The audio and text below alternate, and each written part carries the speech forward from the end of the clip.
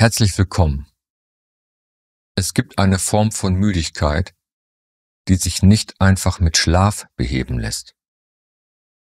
Und viele Menschen erleben das gerade. Sie sagen, ich bin erschöpft, aber ich weiß nicht genau warum.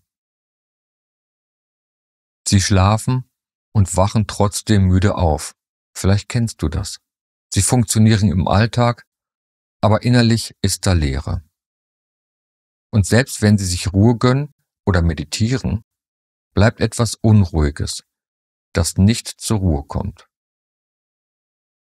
Wenn du das kennst, bist du damit nicht allein. Und du hast auch nichts falsch gemacht. Heute will ich dir in diesem Video zeigen, was wirklich hinter dieser Erschöpfung steckt. Und warum der Weg aus der inneren Unruhe nicht noch mehr Anstrengung braucht, sondern etwas ganz anderes. Wir leben in einer Zeit, in der alles immer schneller wird. Nachrichten, To-Do-Listen, Nachrichten-Apps, neue Infos und das jeden Tag, von morgens bis abends wahrscheinlich. Noch bevor du überhaupt spürst, wie es dir geht, ist dein Kopf schon im Außen aktiv.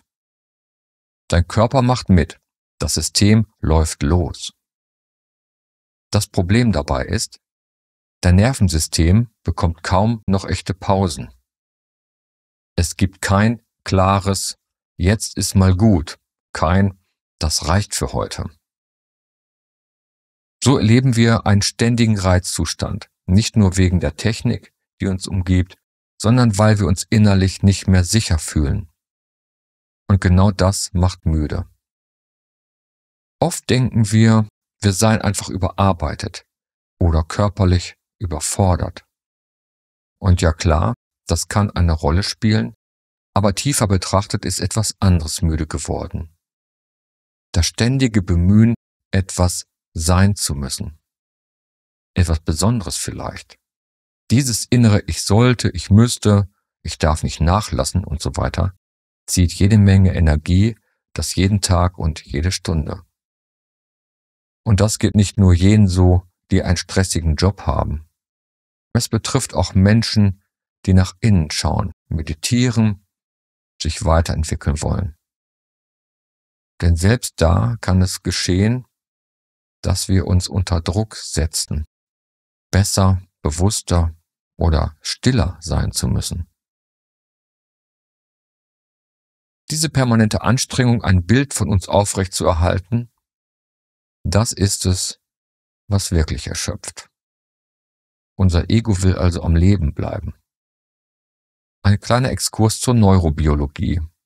Dein Nervensystem kennt zwei Hauptzustände: Anspannung und Entspannung. Wenn du ständig aktiv bist, körperlich oder mental, wird vor allem dein Sympathikus aktiviert. Der sorgt dafür, dass du funktionierst, aber er verbraucht auch deine ganzen Ressourcen oder sehr viele davon zumindest. Der Gegenspieler, der sogenannte Vagusnerv, ist für Erholung, Sicherheit und Verbindung zuständig. Aber wenn wir ihn nie aktivieren, bleibt unser gesamtes System in Alarmbereitschaft. Und das auch, wenn wir äußerlich ruhig wirken. Viele Menschen sitzen still, was ich sehr empfehle, und sind innerlich trotzdem auf der Flucht. Gedanken kreisen, der Puls bleibt hoch und das Gehirn springt von einem Thema zum nächsten. Diese Daueranspannung ist nicht sichtbar, aber sie hat Folgen. Schlafstörungen, Gereiztheit, vielleicht das Gefühl, innerlich leer zu sein und oft, sehr oft, auch eine tiefe Unzufriedenheit, die wir nicht einordnen können. Aus der spirituellen Sicht kommt auch noch eine ganz andere Frage ins Spiel. Wer ist da in dir eigentlich erschöpft?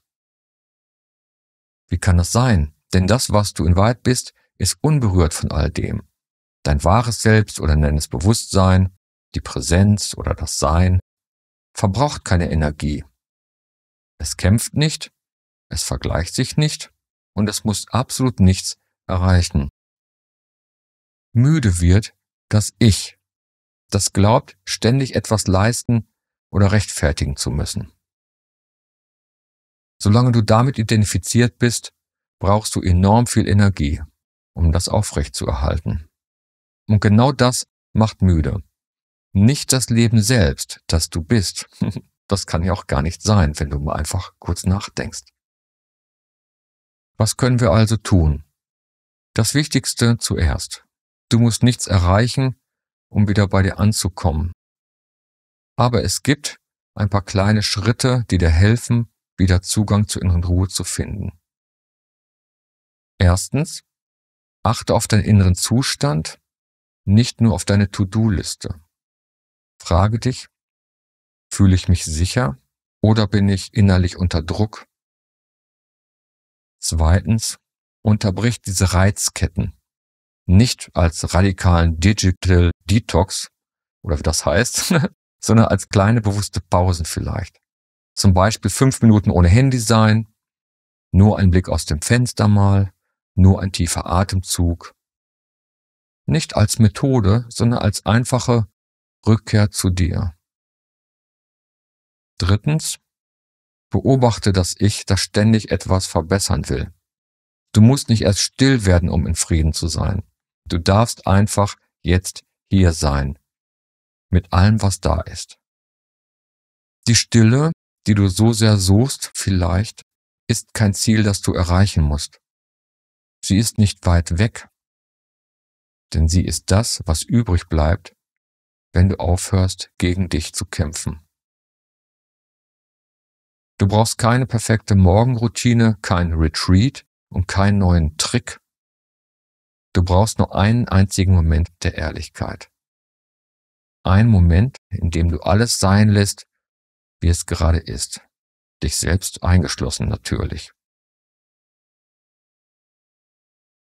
Vielleicht bist du nicht erschöpft, weil du zu wenig machst.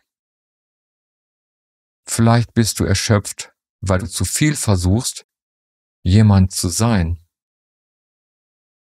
Wenn das so ist, dann ist diese Erschöpfung kein Fehler, sondern ein Hinweis. Ein stiller Ruf, wieder das zu leben, was du schon bist.